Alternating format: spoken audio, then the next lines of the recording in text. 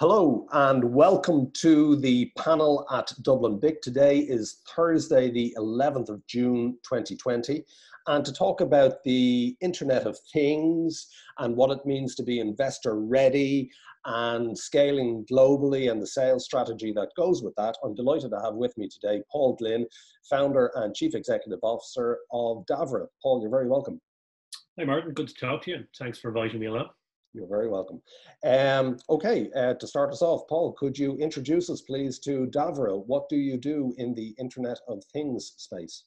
Yeah, okay, perfect. Well, we are, as you say, we're an Irish company. We're based here in Dublin, and we develop an application enablement platform for the Internet of Things. So really what we do is we work with companies who are looking to connect assets they've never connected before. So those assets can be buses, trucks, trains, ATMs, vending machines. They could be sensors on manufacturing floors, sensors on oil and gas pipelines. They could be any number of a huge range of things that people want to connect. They want to connect them so they can collect data from them and then turn that data into some form of usable business intelligence. So which is basically where we come in. Okay, so we work with them to not only collect and store and analyze and secure and manage the data, but we also help them actually build it back out and deliver it through an application so it can be consumed by their staff, and someone can make can use it to make sort of executive decisions on to either change their business model or drive productivity or drive profitability, or in some cases even create whole new business models. But it's all around collecting that raw data from the edge of your business and turning it into some form of usable business intelligence. Very good. And I know Davra's been around since 2012. You and some of your key people in the business, that you all come from a big data analytics background. For somebody who isn't deep in this area like myself, when I hear Internet of Things, unfortunately, I always think of the refrigerator telling me when I need to purchase another litre of milk, or actually going ahead and purchasing it for me. And I have this terrible vision of litres of milk piled up outside my house. So and I'm delighted to hear that that's not what Davra is in the business of doing. But could you give us an idea? And I know that your customers are industrial customers. They're in transportation, they're in manufacturing, they're in extraction industries, and so on. So it's not a consumer-facing business that you do. But can you give us some idea of how the Internet of Things is going to change the world for us in the near future?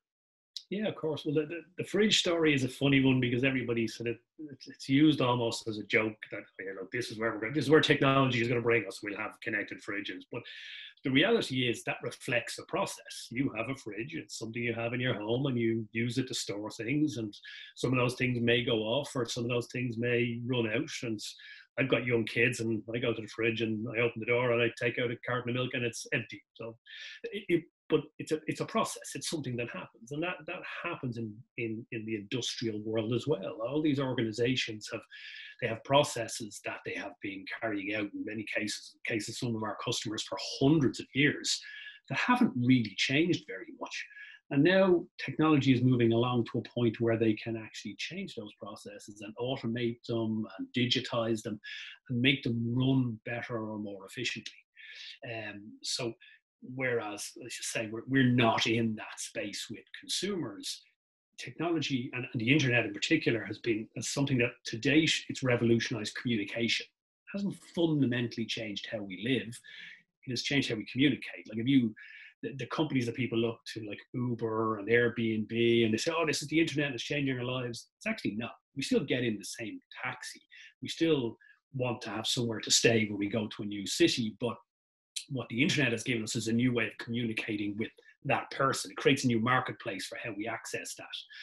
The Internet of Things is sort of that logicking that on from a business perspective. So to date, the internet has been very much about people. It's only in the last year or two that the number of things connected to the internet has actually outnumbered the number of people connected to the internet. So if you listen to Gartner, we're up at about 6 or 7 billion connected devices. You will hear some people say we're at 100, 200. I read something from Intel yesterday, said that by the end of this year, we'll have 200 billion connected devices. But a lot of those are a stretch, to say the least.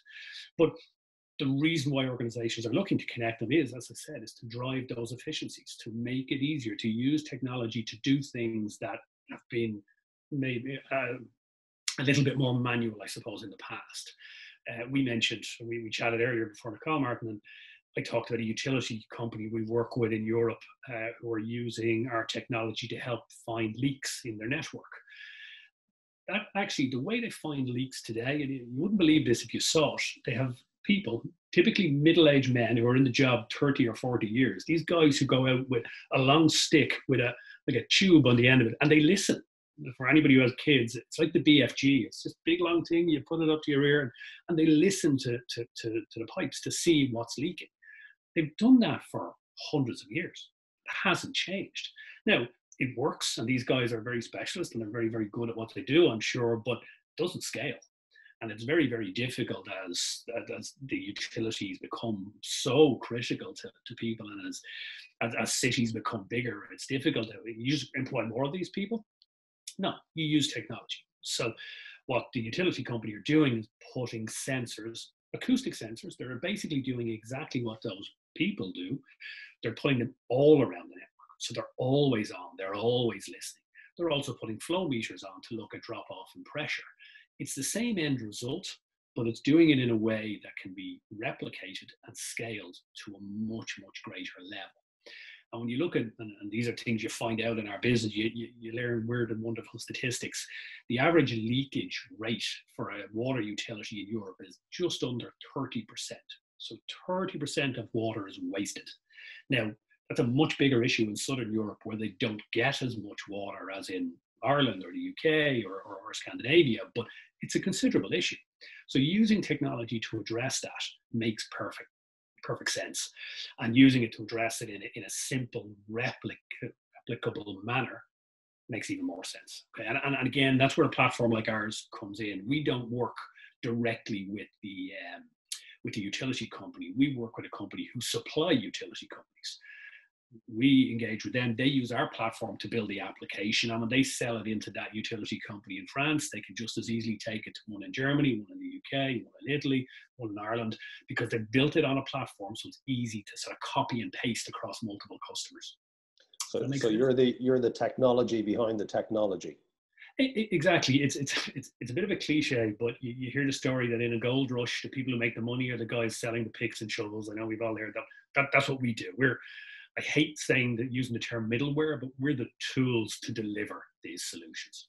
So I definitely want to come back to you on that when we talk about how you go to market and how you're achieving the kind of global scale that you're starting to achieve in your sales strategy. But before we get on to that, you're currently have a headcount of 16 people. You're very actively recruiting. You have your headquarters in Dublin. You have offices in both on the West Coast and the East Coast of the US. You've just opened an office in Milan.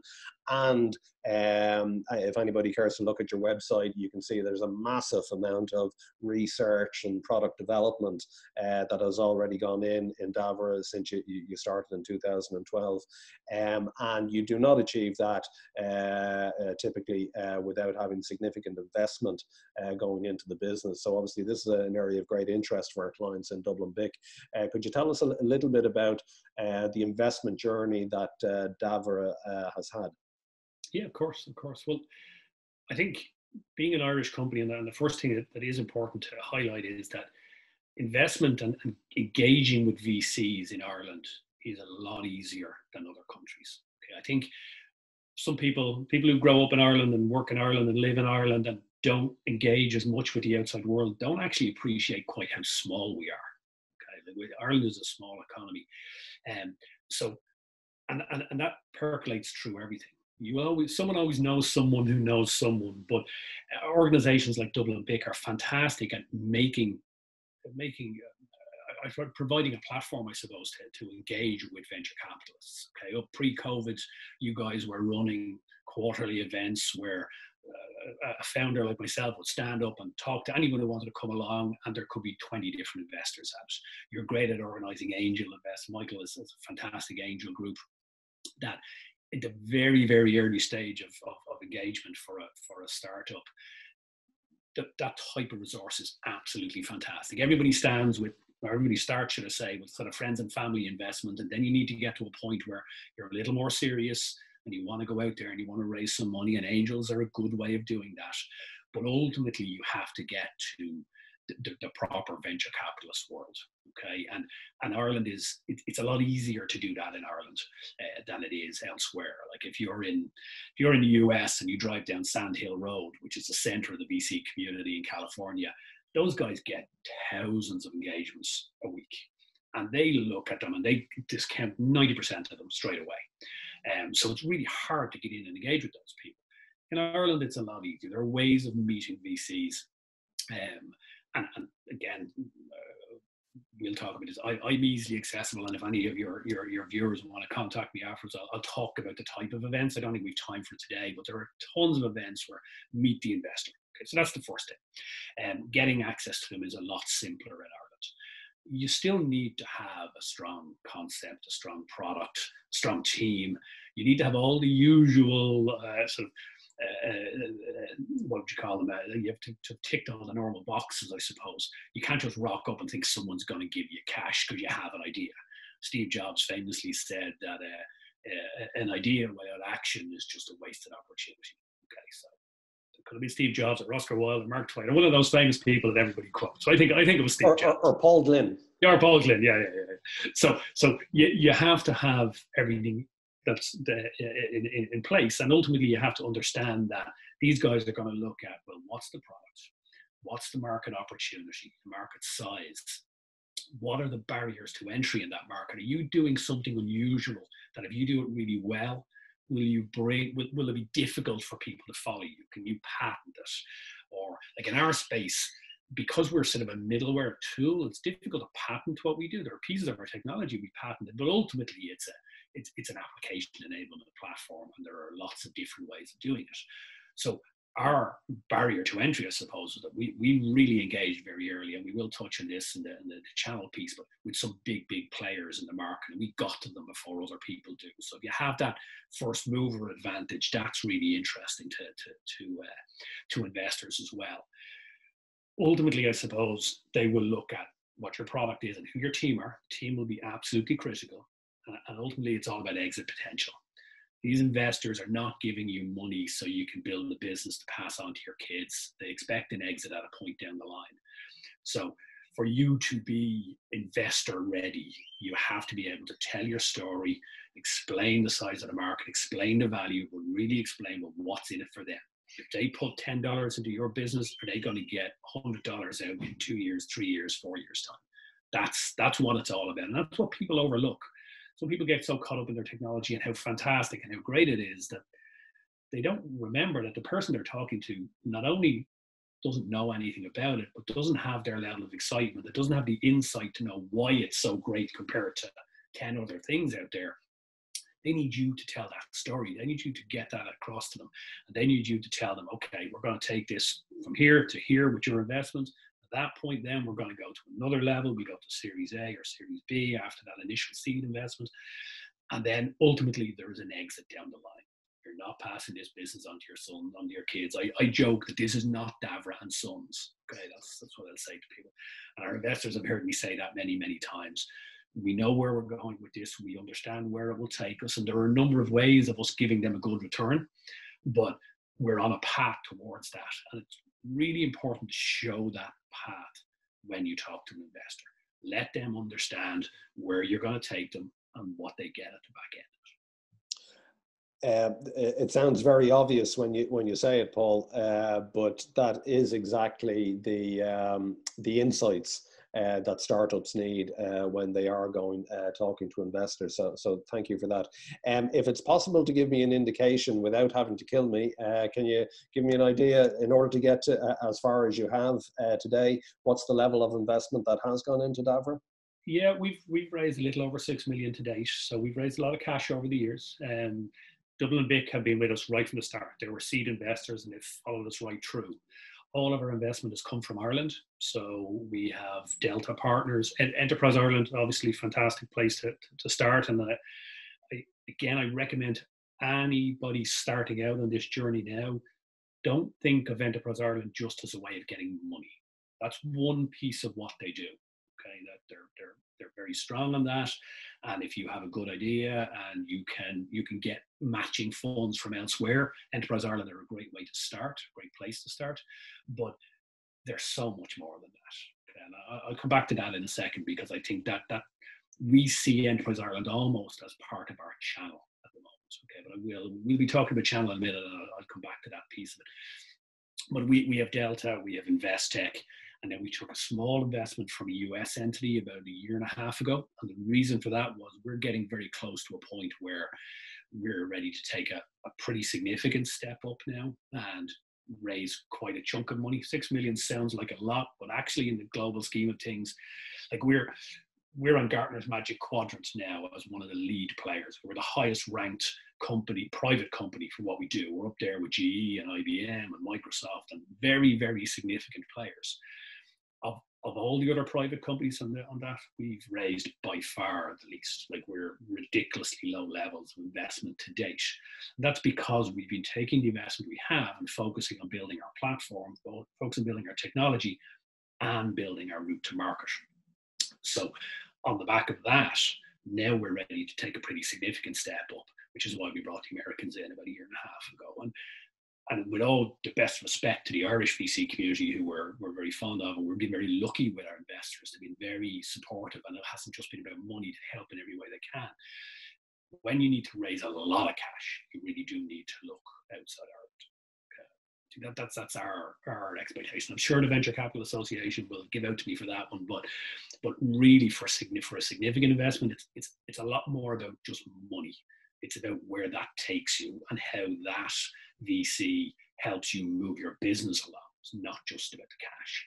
Absolutely. And that's a point that comes back to us time and time again, particularly from the really successful businesses. It's true of all investors, but perhaps even more true of Enterprise Ireland, that there's so much more, there's so much more there than just money. So it's a very good point. You've touched on there the route to market, and this is a point that is always critical and often overlooked, I would say, by startups. What is the most appropriate way, the most optimal way to go to market, to get your product out there, to sell your product? You know, it's a very complex marketplace that you're operating in. You've already touched on that. Can you tell us what is the Davra strategy for going to market and for achieving sales? Yeah, absolutely. Well, firstly, this is the Davra strategy. This works for us. Everyone needs to look at their own, I suppose, their own organization and their own product set and their own target market and deal with it very, very differently. We're in a space, the fact that you introduced me as Davra, as a company who operate in the Internet of Things, that is such a ridiculously broad term. Okay, and I think we'll know the Internet of Things has arrived when we stop saying the Internet of Things. Okay, it's like 15 years ago, everybody talked about e-commerce, and maybe around the same time, people were talking about mobile. Everything was mobile, and now e-commerce is gone. We just do our business online. That's the way the world works. No one talks about e-commerce anymore. It sounds like an archaic term. That's just the industry. It's the way everybody works. It's the same with mobile.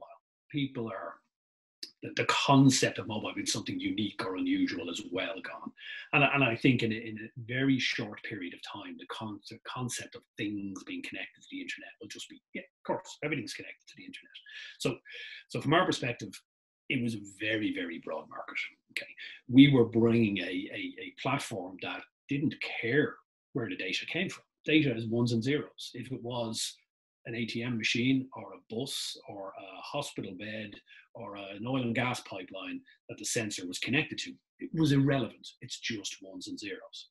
So we had to make some decisions very, very early on about how we could possibly engage with an oil company and a police force in the same day. How do we do that? Okay, and we knew we couldn't do that ourselves, that although our technology was agnostic and our technology was completely horizontal, really you had to understand the industry you were selling into, and we appreciated that we would never do that. or could never do that, not across all industries. So we made a decision that channel was our route to market, that we would find partners who knew their industries and who needed something like our platform to build services and deliver services into that industry. And we also stepped back from that slightly and said, well, how do we find those partners in the first place? So we made a decision that Internet of Things was really about networking, which was the logical decision for us to make because that was our background. It was about connecting things. So who connects things? Companies like Cisco, companies like Intel, companies like Dell. They were the companies we were targeting. We wanted to engage with those guys, tie our flag very firmly to their mast and have them drag us into the market. We knew they were very, very good at building hardware, not quite so good at building software. We also knew that their hardware traditionally is exactly the same in every environment. If you are Dunn Stores and you're buying some Cisco networking equipment, or you're Bank of Ireland, you're buying the same networking equipment. Your businesses are completely different, but it's the same technology. So we knew that that those guys had this huge range of customers, but they didn't really understand the business of those customers, and we could help them do that. So we very much tied ourselves into larger companies like that, and we got them to bring us to market through their channel partners. So now, Cisco OEM, our product, we're on their price list. They have 52,000 partners around the world who could buy my product tomorrow. They don't need to talk to me. They don't need to engage with me. I don't need to go through a process. Like BT, for example, it could take you 6 months to get through the supply process and to become a supplier into BT. But we're on the Cisco price list, so they can just buy us through that. It's easy. So that made my life an awful lot easier to get to these people. It also legitimized who Davra were, because no one had heard of Davra at that point. So the fact that, well, you're on the Cisco price list, you're being delivered through the Cisco delivery mechanism, being supported by Cisco's support team. It took me a while to get to that, but that meant that completely legitimized and took away any queries or questions people had about us. Now we built our own brand. Now we don't need that as much. Now we're recognized in the industry as a significant player. As I said, we're on Gartner's Magic Quadrant. We're recognized by analysts. A lot of magazines talk about us, and we've won enough business that we have that name recognition. But 6 years ago, no one knew who the hell Davra was. And the type of customers we have are pretty blue chip. Ford Motor Company are a big customer. Inmarsat, the satellite company, City of San Diego, City of New Orleans, the Kingdom of Saudi Arabia, BT. Like these are people. These are big organizations who don't like taking the risk of working with small companies. So anything you can do to de-risk that is fantastic. Does that mean that you've already attained that beautiful position where you actually don't have to do any lead generation? We have one sales guy, Martin. So. Wow. Okay, so and you know, I know you said at the start we have 16 people. The new office in Milan will now have another 6 actually in the next couple of weeks. So we are growing out, and 2 of those guys will be, I'm going to say, sales orientated, but not pure sales.